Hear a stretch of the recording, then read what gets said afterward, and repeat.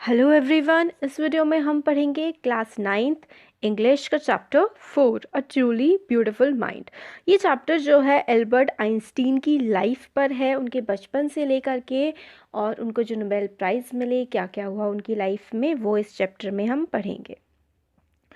तो स्टार्टिंग से देखते हैं। इसमें पूरा यही बताया गया है कि उनके अचीवमेंट्स के बारे में, उन्होंने लाइट के बारे में, motion of particles, electrodynamics of moving bodies and energy, इन सब चीज़ों के बारे में इन्होंने बताया है, स्पेस एंड टाइम के बारे में। और आइंस्टीन जो है वो मतलब जीनियस के सिनोनिम बन गए। मतलब अगर आप जीनियस बोल दें या किसी को आइंस्टीन बोल दें तो वो एक ही बात हो गई है। उनकी डेथ के 150 ईयर्स बाद भी आज तक उनकी जो जीनियस की जो पोजीशन है वो कोई और नहीं ले पाया है। तो स्टार्ट करते हैं चैप्टर को। तो देखिए, एल्बर्ट आइंस्टीन का जो जन्म हुआ था, उनका बर्थ 14 मार्च 1879 को जर्मन सिटी उल्म में हुआ था। और बचपन में उनके वो इतने ग्रेट साइंटिस्ट होंगे इसकी कोई भी इंडिकेशन नहीं थी। और ऑन द कंट्रेरी का मतलब होता है उसका जो उल्टा होता है। ऐसा लगता था कि वो बहुत ही एक डम्ब चाइल्ड होंगे, बहुत ही बेवकूफ़ बच्चे वो रहेंगे। उनकी मदर को लगता था कि एल्बर्ट एक फ्रीक है। फ्रीक ऐसा वर्ड होता है कि जिसको मतलब ना ही किसी के लिए आप अगर यूज़ करें कि वो फ्रीक है तो उसे अच्छे से बिहेव करना नहीं आता, डिसेंट रहना, अच्छे तरीके से रहना ना आता। उनकी मदर को ही ऐसा लगता था उनके बारे में। उनका जो हेड था वो बाकी बच्चों के कंपैरिजन में काफ़ी ज़्यादा बड़ा था, उनका सर जो था। जब वो 2.5 साल के थे, 2.5 साल के होने तक भी 2.5 ईयर्स की एज तक भी उन्होंने बोलना नहीं सीखा था। काफ़ी लेट उन्होंने बोलना स्टार्ट किया था। और जब वो बोलना स्टार्ट भी कर दिया था उसके बाद भी वो ही अटर्ड एवरीथिंग ट्वाइस, मतलब वो एक ही बात को दो दो बार बोला करते थे। आइंस्टीन को नहीं पता था कि दूसरे बच्चों के साथ किस तरीके से खेला जाए या कैसे बिहेव किया जाए, इसलिए वो मतलब प्लेमेट्स उनके बच्चे उनके साथ नहीं खेलते थे। और बच्चे आइंस्टीन को ब्रदर बोरिंग बोला करते थे। और जो आइंस्टीन थे इसलिए वो खुद के साथ ही उनको अपना अकेले ही टाइम स्पेंड करना पड़ता था। और उनको मतलब मैकेनिकल टॉयज़ बड़े पसंद थे, जैसे कि आजकल के ट्रैक्टर्स, एरोप्लेन्स वगैरह आते हैं, वो उन्हें बहुत ज़्यादा पसंद थे।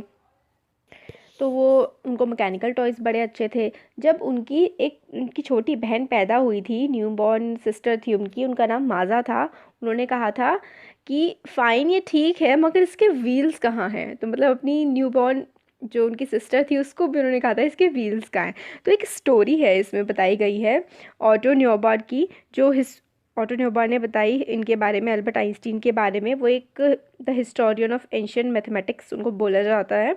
वो बताते हैं कि आइंस्टीन के बचपन में ऐसे कोई करेक्टरिस्टिक नहीं थे कि उन्हें लेजेंड मतलब कहा जाए, या फिर हो भी सकते हैं मतलब काफ़ी लेट टॉकर थे वो।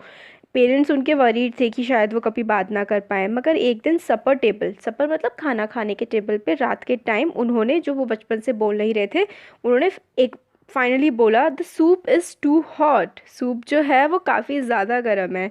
अब पेरेंट्स को बड़ा अच्छा लगा, ग्रेटली रिलीव्ड पेरेंट्स हुए। तो उन्होंने फिर पेरेंट्स ने पूछा एल्बर्ट से कि तुम पहले क्यों नहीं बोले थे इससे पहले। तो एल्बर्ट ने रिप्लाई किया, क्योंकि अभी तक सारी की सारी चीज़ें एकदम ऑर्डर में थी, इसलिए मुझे कुछ बोलने की ज़रूरत ही नहीं थी। तो ये कह सकते हैं करेक्टरिस्टिक थी भाई कि एक बहुत ही बड़े साइंटिस्ट शायद वो आगे जाके बनेंगे।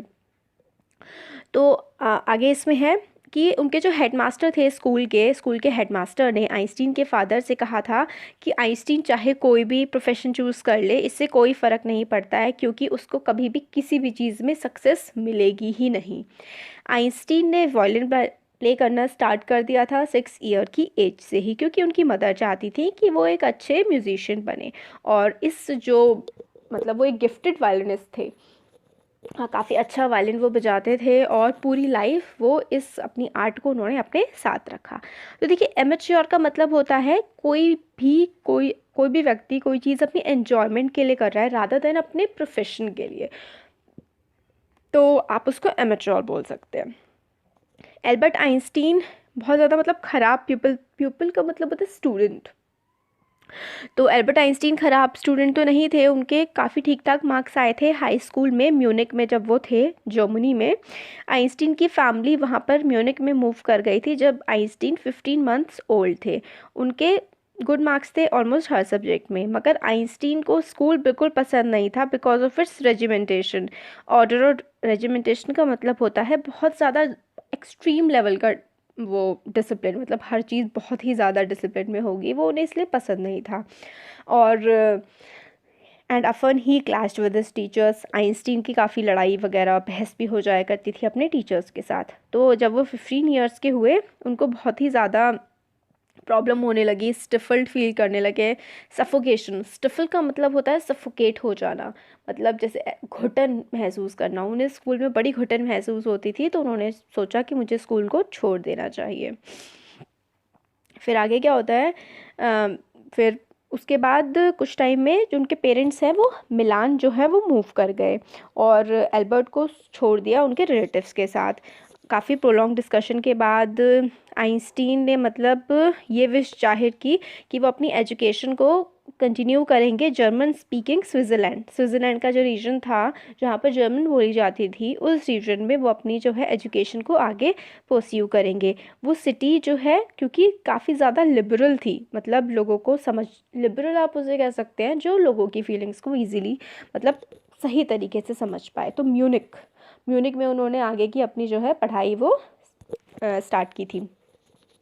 आइंस्टीन हाईली गिफ्टेड थे मैथमेटिक्स में, मैथमेटिक्स उन्हें काफ़ी पसंद थी और उनका फिज़िक्स में भी काफ़ी ज़्यादा इंटरेस्ट था।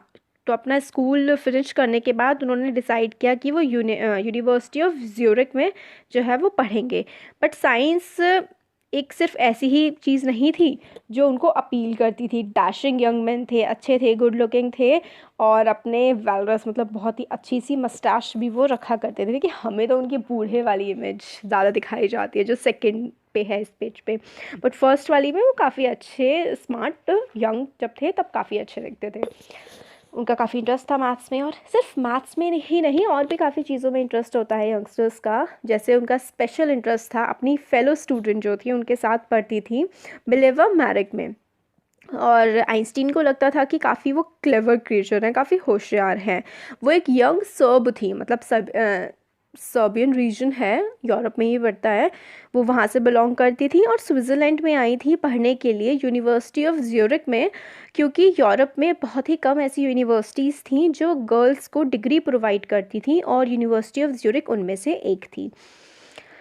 आइंस्टीन को ऐसा लगता था जो उनका एक फिलिस्टीन्स था, फिलिस्टीन का मतलब होता है एक वर्ड जो ख़राब तरीके से यूज़ किया जाता है उन लोगों के लिए जिनको आर्ट, साइंस, आर्ट, लिटरेचर या फिर म्यूज़िक में इंटरेस्ट नहीं होता, उनको फिलिस्तीन्स बोला जाता है डेरोगेटरी, ख़राब तरीके से। तो जो लोग ऐसे होते थे जिनको आर्ट, म्यूज़िक, लिटरेचर में इंटरेस्ट नहीं होता था, आइंस्टीन को वो लोग पसंद नहीं थे और काफ़ी उनकी बनती भी नहीं थी ऐसे लोगों से। तो ये मतलब काफ़ी क्रिएटिव थी मिलेवा मैरिक, तो इन दोनों को मतलब they fell in love with each other क्योंकि इनका मतलब काफ़ी अच्छी अंडरस्टैंडिंग थी। तो इनके जो लेटर्स हैं वो आज ही सर्वाइव हैं, बचे हुए हैं। उनको पढ़ करके समझ में आता है कि इनके जो लेटर्स थे उसमें साइंस, टेंडरनेस, हैप्पीनेस, प्राउड, इन सब का जो है वो हमें कॉम्बिनेशन देखने को मिलता है।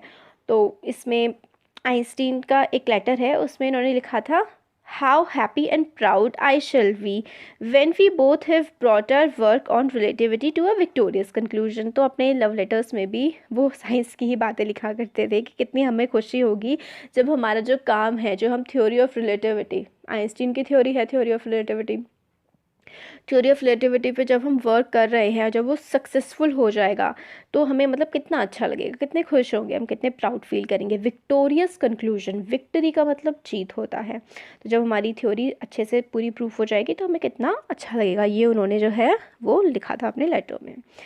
फिर 1900 में जो है इनकी एज थी एल्बर्ट की 21, वो यूनिवर्सिटी से ग्रेजुएट हो गए थे और अनएम्प्लॉयड थे, उनके पास कोई जॉब नहीं थी। फिर थोड़े टाइम में उन्होंने as a teacher, assistant teacher उन्होंने वर्क करना स्टार्ट कर दिया और प्राइवेट लेसन्स भी वो देने लगे थे। फिर फाइनली उनको जो है जॉब मिल गई थी वो 1902 में as a technical expert in the patent office in Bern. Bern के पेटेंट ऑफिस में उन्हें टेक्निकल एक्सपर्ट की जो है वो नौकरी मिल गई थी। मतलब उनको क्या करना होता था कि जो लोग इन्वेंशंस वगैरह कर रहे हैं और अपनी रजिस्टर कर रहे हैं उसको उनको स्टडी करना होता था। फिर आइंस्टीन कहते हैं कि उनका जो एक्चुअल आइडिया वो डेवलप कर रहे थे अपने सीक्रेट में। वो कहते हैं जोक में कि उनका जो ड्रॉअर था ना वहाँ पर अपने ऑफिस में, वो ब्यूरो ऑफ थ्योरेटिकल फिज़िक्स था, मतलब उसमें वो अपने इन्वेंशंस के आइडियाज़ वगैरह सब रखा करते थे। फिर one of the famous papers जो हैं आइंस्टीन के, वो 1905 में आए थे। देखिए, पेपर पब्लिश करने का मतलब होता है जैसे कि कोई साइंटिस्ट है, उन्होंने ना अपनी कोई भी साइंटिफिक डिस्कवरी करी है तो वो उसको एक पेपर में लिखते हैं और उसको किसी भी मैगज़ीन में पब्लिश करते हैं, तो उसी को पेपर पब्लिश करना बोलते हैं। तो आइंस्टीन ने जो है वो स्पेशल थ्योरी ऑफ रिलेटिविटी का जो पेपर पब्लिश किया था 1905 में किया था। उसके अकॉर्डिंग क्या होता है, टाइम और डिस्टेंस एब्सोल्यूट नहीं होते हैं। टाइम और डिस्टेंस एब्सोल्यूट मतलब नहीं होते हैं, इसका क्या मतलब है कि हर जगह टाइम जो है वो सेम स्पीड से नहीं चलता है, ये है इसका मतलब। तो कहते हैं indeed two perfectly accurate clocks will not continue to show the same time if they come together again after the journey if one of them has been moving very fast relative to another. दो perfectly accurate clocks, दो बिल्कुल सही clocks अगर एक journey से घूम करके आए और अगर दूसरी वाली जगह वो स्लो चल रही होगी, वो उस जगह टाइम स्लो चल रहा होगा, तो वो दोनों भी आपस में सिंक्रोनाइज नहीं रहेंगे जब दोबारा ला करके साथ में रखा जाएगा। मतलब आप ऐसे समझ लीजिए कि जो है कि दोनों क्लॉक का टाइम अलग होगा अगर एक क्लॉक किसी दूसरी जगह से घूम करके आएगी। तो ये होता है special theory of relativity according to which time and distance are not absolute. Time और डिस्टेंस हमेशा एक साथ एक तरीके से नहीं चलते हैं। फिर वो आगे बताते हैं फ्रॉम द इस बात से उन्होंने वर्ल्ड फेमस जो है फॉर्मूला E=mc², उन्होंने फॉर्मूला ये दिया था। E से एनर्जी है, और जो है C है speed of light and vacuum, और M है मास। देखिए, मास आप क्या है, आपकी बॉडी में मास है, एनर्जी है, और आपकी स्पीड कितनी होगी, speed of light in a vacuum, मतलब आप उस जगह पर हैं। वैक्यूम का मतलब होता है कोई भी ऐसी जगह जहाँ पर हवा ना हो, बिना हवा की जगह को वैक्यूम कहा जाता है। स्पीड ऑफ लाइट, लाइट की स्पीड कितनी होगी जब किसी जगह पर हवा नहीं होगी, कहीं पर वैक्यूम है, तो लाइट की स्पीड कितनी होगी, वो हम लोग मान के चलते हैं 3 × 10⁵ किलोमीटर पर सेकेंड। ये हम लोग मान के चलते हैं speed of light in vacuum को। तो एनर्जी और मास अगर हमारे पास है, एनर्जी है या फिर मास है, अगर मान लो हमारे पास मास है तो हम उस चीज़ की एनर्जी कैलकुलेट कर सकते हैं। बहुत ही इंपॉर्टेंट फॉर्मूला है। अब देखिए, बहुत ही नाइस, बहुत अच्छा सा एग्जाम्पल है theory of special theory of relativity जो है आइंस्टीन की, उसको समझाने के लिए आइंस्टीन कहते हैं कि जब आप एक बहुत ही अच्छी लड़की के साथ बैठे होते हैं, टाइम स्पेंड कर रहे होते हैं, तो 2 घंटे भी 2 मिनट के जैसे लगते हैं। मगर अगर आपको एक हीटिंग स्टोव पे, एक गर्म तवे पर 2 मिनट के लिए भी बैठा दिया जाए तो आपको ऐसा लगेगा कि वहाँ आप 2 घंटे से बैठे हैं। और यही क्या है, यही रिलेटिविटी है। ऐसा आइंस्टीन ने एग्जाम्पल दिया था, मैं खुद एग्जाम्पल नहीं बना रही हूँ ये। देखिए, ये ब्लू बॉक्स में है, इन्होंने खुद ही ये एग्जाम्पल दिया है। आगे है चैप्टर में, आइंस्टीन जो है one of the most difficult problems of physics वो सॉल्व कर रहे थे, मगर उनकी जो पर्सनल लाइफ है वो अनरेवलिंग थी, मतलब स्टार्टिंग टू फेल। काफ़ी ज़्यादा वो परेशान थे अपनी पर्सनल लाइफ में।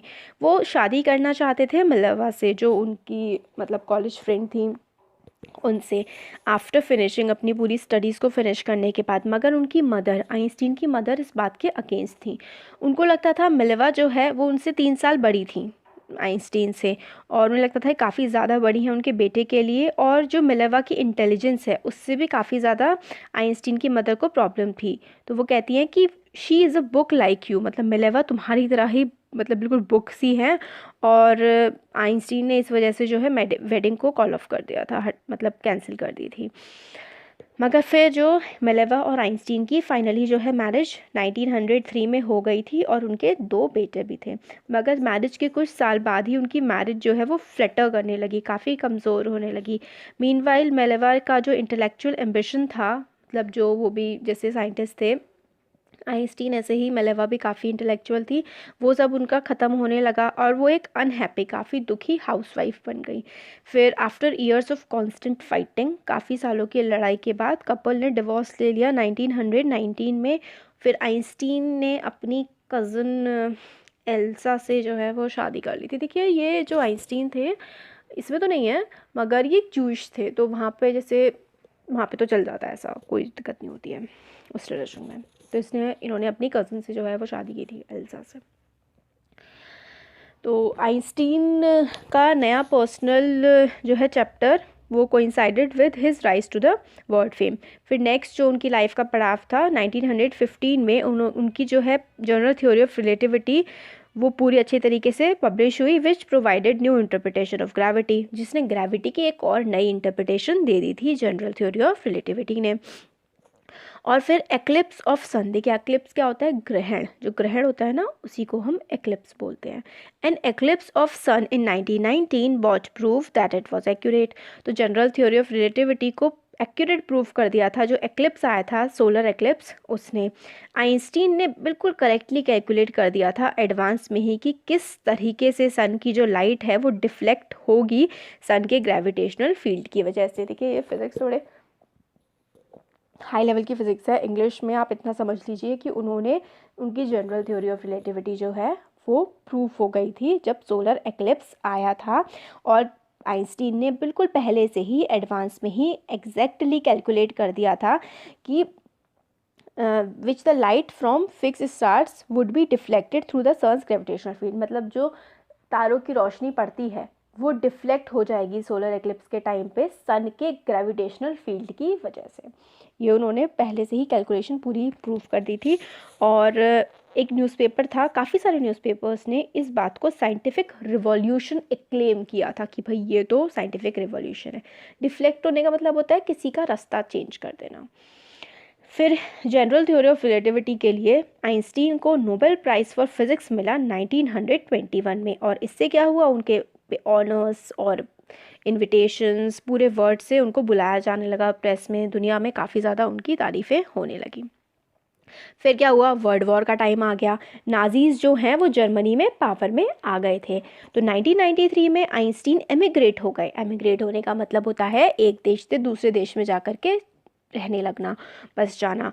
तो पहले जर्मन थे आइंस्टीन तो, मगर फिर ये यूएस में जा कर के रहने लगे थे। 5 साल बाद न्यूक्लियर फिजन जो है वो बर्लिन में डिस्कवर कर लिया गया। देखिए फिजन का मतलब होता है टूट जाना, फ्यूजन का मतलब होता है किन्हीं दो चीज़ों का जुड़ जाना, फिजन का मतलब होता है किसी चीज़ का टूट जाना। तो न्यूक्लियर फिजन जो है बर्लिन, जर्मनी की कैपिटल है, वहाँ पर डिस्कवरी हो गई थी न्यूक्लियर फिजन की, मतलब एटम को किस तरीके से तोड़ा जा सकता है, उस बात की डिस्कवरी हो गई थी। ये बात अमेरिकन फिजिस्ट में अप्रोर, मतलब काफ़ी ज़्यादा टेंस हो गए थे, अपसेट हो गए थे इस बात से अमेरिकन फिजिस्ट जो थे। फिर मैनी ऑफ देम, काफ़ी जो जर्मनी में काफ़ी सारे जो फिजिस्ट रहते थे वो काफ़ी वहाँ से भाग करके आ गए थे, जैसे कि आइंस्टीन वहाँ से आए थे, क्योंकि नाजीज़ की वजह से उन्हें फियर था। और ये भी फियर था कि नाजीज़ जो है वो एटॉमिक बॉम्ब बना लेंगे और पूरी दुनिया में तबाही मचा देंगे, ये भी उन लोगों को डर था। At the urging of colleagues, मतलब आइंस्टीन के जो बाकी सारे लोग काम करते थे साथ में, जो आपके साथ काम करते हैं वो आपके कलीग्स होते हैं। तो आइंस्टीन के जो कलीग्स थे उन्होंने आइंस्टीन को इंसिस्ट किया था कि वो जो अमेरिकन प्रेसिडेंट है फ्रैंकलिन डी रोजवेल्ट, उनको लेटर लिखें, उनको इस बारे में पूरा बताएं कि क्या होता है और न्यूक्लियर बॉम्ब से क्या क्या नुकसान हो सकते हैं। तो उन्होंने लेटर लिखा 2 अगस्त 1939 को। उसमें उन्होंने वार्न किया कि एक सिंगल बॉम्ब इस टाइप का अगर एक्सप्लोड कर दिया जाए पोर्ट पर तो वो पूरे पोर्ट को डिस्ट्रॉय कर सकता है, और पूरे पोर्ट को नहीं, उसके आसपास की जो टेरिटरी है उसको भी जो है वो डिस्ट्रॉय कर सकता है। उनके वर्ड्स जो हैं काफ़ी ज़्यादा इफ़ेक्टिव रहे और अमेरिका ने भी जो है वो एटॉमिक बॉम्ब को सीक्रेटली डेवलप कर लिया और जापान पे फेंक भी दिया उन लोगों ने, and dropped it on the Japanese cities of Hiroshima and Nagasaki अगस्त 1945 में।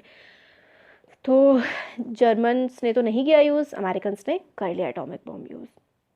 आइंस्टीन को इस बात से बहुत ज़्यादा मतलब दुख पहुंचा, मतलब shaken by the extent of destruction, मतलब काफ़ी ज़्यादा जो डिस्ट्रक्शन हुआ था जापान में, इतने लोगों की मौत हुई थी, बर्बाद हो गया था वो रीजन हिरोशिमा नागासाकी का, काफ़ी ज़्यादा मतलब बहुत ही दुखी हुए इस बात से। इस बार उन्होंने जो है पब्लिक मिसिव लिखा टू यूनाइटेड नेशंस। मिसिव का मतलब होता है ऐसा लेटर जो काफ़ी बड़ा होता है और ऑफिशियल होता है, सरकार को लिखा जाता है। मगर उसमें उन्होंने प्रपोज किया था एक वर्ल्ड गवर्नमेंट बनाई जाए। अनलाइक उन्होंने जो लेटर लिखा था रूजवेल्ट को, जिसका काफ़ी इम्पेक्ट हुआ था, ये वाला लेटर जो यूनाइटेड नेशंस को लिखा था कि वर्ल्ड की एक अलग गवर्नमेंट बनाई जाए, पूरे वर्ल्ड की एक गवर्नमेंट हो, उसका कोई ज़्यादा इफेक्ट नहीं पड़ा। नेक्स्ट डेकेड में आइंस्टीन जो है वो और भी ज़्यादा पॉलिटिक्स में इन्वॉल्व हो गए थे, और जो ये आर्म्स होती हैं, न्यूक्लियर बॉम्ब, लड़ाई वगैरह, इस सब को वो काफ़ी ज़्यादा अगेंस्ट होने लगे थे, पब्लिकली बोलने लगे थे। और वो पीस, शांति और डेमोक्रेसी, लोकतंत्र के लिए काफ़ी ज़्यादा वो बातें करते थे अपनी स्पीचेस में। आइंस्टीन की डेथ 1955 में एट द एज ऑफ 76 हुई, और वो celebrated visionary, world citizen and a scientific genius के तौर पर उन्हें आज भी जाना जाता है। देखिए, विजनरी मतलब जो दूर की सोचते हैं, वर्ल्ड सिटीजन, पूरी दुनिया के जैसे वो नागरिक हो, इस तरीके से उन्हें देखा जाता है। और जीनियस साइंटिस्ट, जीनियस तो वो थे ही। तो ये चैप्टर हमारा कंप्लीट हो गया। आपको कैसा लगा?